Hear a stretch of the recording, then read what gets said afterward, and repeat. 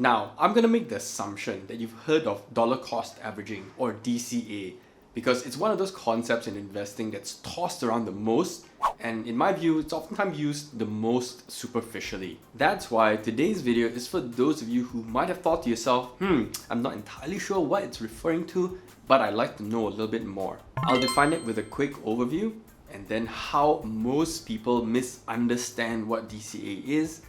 I'll talk about when does it work, when it doesn't, and finally a few thoughts about those for you who are considering to apply it. Hey guys, it's Sunmin and welcome back to Your Money Game, the show where we'll save, invest, and feel better about money. Like the name suggests, dollar cost averaging is the act of you trying to average out the price of what you're paying for an asset. And that could be a stock, it could be an ETF, whatever. By buying it at regular intervals, for example on a monthly basis, you're at times buying it at a high price, at times buying it at a lower price, but net it averages out. So that's pretty simple to understand, right? It's literally interpreting the words dollar cost averaging. But here's where most people misunderstand the term. Many people use DCA in the same way that they are using the term investing consistently, and they're not the same. For example, say somebody who's just started their investing journey.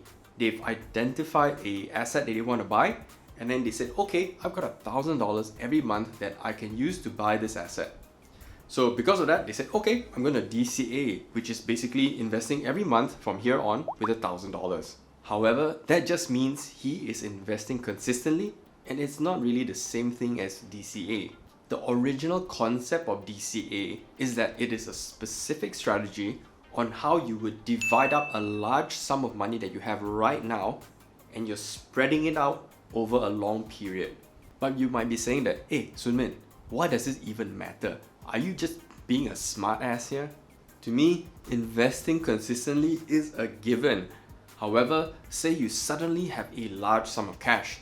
Maybe it's an annual bonus, maybe it's some kind of inheritance money, maybe it's you, I don't know, selling something and then boom, you're flush with cash, $50,000, $100,000. And with this large sum of money, you want to invest it. That's when you are asking yourself, okay, should I DCA or should I invest the whole lump sum immediately? To answer that, let's look at when and why DCA is supposed to do well. Firstly, DCA is supposed to help you avoid the situation where you're investing a huge amount of money right before a potential market crash. It's almost like a nightmare for every investor where you invest a huge sum and then boom, next day the market crashes. The other scenario is that DCA is supposed to be great during times of high price volatility. And in a lot of ways, we're kind of seeing that in the markets today. So when prices are swinging up and down, the hope is DCA is going to help you get an average good price overall eventually, assuming that markets continue to go up. DCA is also a technique that helps people overcome that barrier of taking action. So it's slightly different than wanting to avoid a crash, but sometimes people just have a general fear of having a large amount of money and then not really being very confident in just putting it in one go. So they just need that push to get them started. And if DCA is a tool that helps you do that, it's a very useful tool. And if you're finding a video like this useful, I'd appreciate your support in clicking that like and sub button, and that helps YouTube send this video out to more people. So, like all strategies and tools, there are times when it doesn't work so well. Firstly, DCA isn't a method that protects against a poor investment choice. Now that might sound really duh, but the problem is I do see people tossing this term around as if it's just going to miraculously make everything okay. If your investment choice isn't a good one, you're basically just averaging into a bad situation.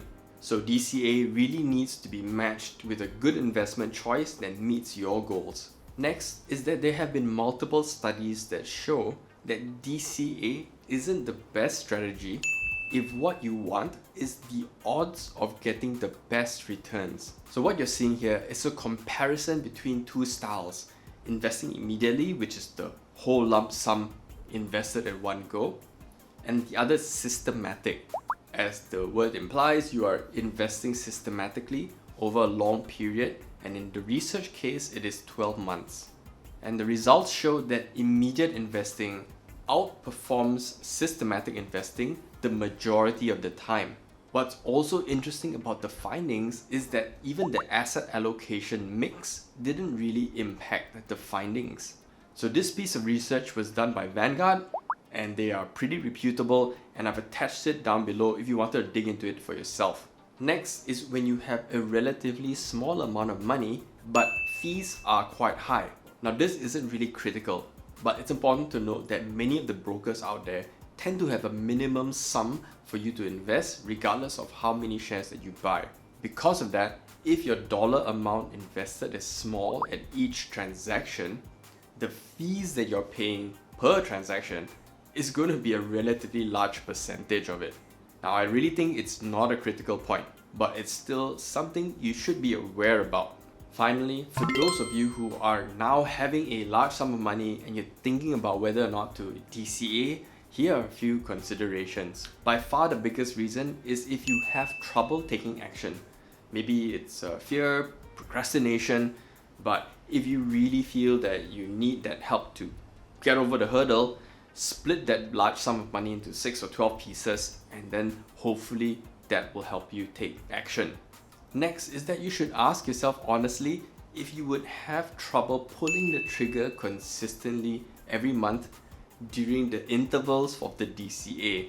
If it's a challenge for you because of time, commitments, or maybe you know yourself and it's a difficult thing for you to pull the trigger, maybe just biting the bullet and investing one large lump sum at one go, it's a single decision and it might just work for you. Of course, if you're using an automated service, this isn't a problem. The final thing I want to bring up is the valuation of the asset that you are choosing. Now, you might have heard of another common phrase in the markets, which is time in the market versus timing the market. And in the chance that you haven't heard of it, it simply means that we are terrible as investors at choosing when is the right time to invest. But it is really easier said than done. So for example, being transparent, in my scenario, I'm looking at the US markets and I tend to invest there a lot. Yeah. But because valuations are right now very high, I am admittedly hesitant because I'm sitting on a larger pile of cash than normal. The majority of my money is invested, but I'm having trouble thinking about this large sum of cash and whether I should just, again, invest it in a lump sum without timing the market, or I should just try and figure out another location to place that money in. So if you have a strong opinion on the value or the valuation of the thing that you want to buy, it can really influence your decision on what to do with that large sum of money. You could approach it by saying that, hey, I'm not going to try and time the market at all, I'm going to invest the whole lump sum. You could be thinking about it as, I'm going to wait for valuations to come down a little bit to make more sense.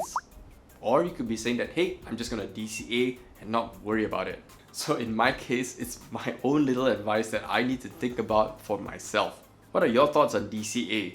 Have you encountered that situation before? Got a large sum of money, you're trying to figure out what to do with it. If you let me know in the comments below, hey, let's talk about it. So that's it for me today, guys, and thanks for watching.